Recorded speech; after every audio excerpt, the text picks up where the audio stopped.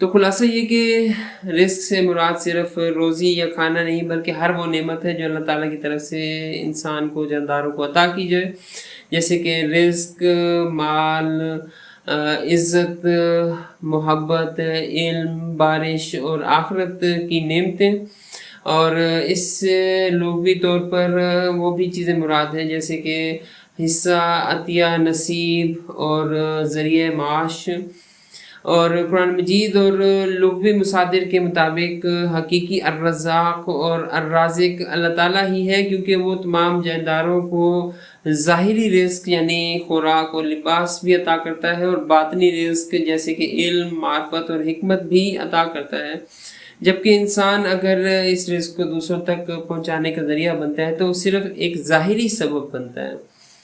اس کے علاوہ اس کے کچھ مجازی اور اصطلاحی مفاہیم بھی ہیں، جیسے کہ بارش کو کبھی رزق کہہ دینا کیونکہ وہ روزی کا ذریعہ بنتی ہے۔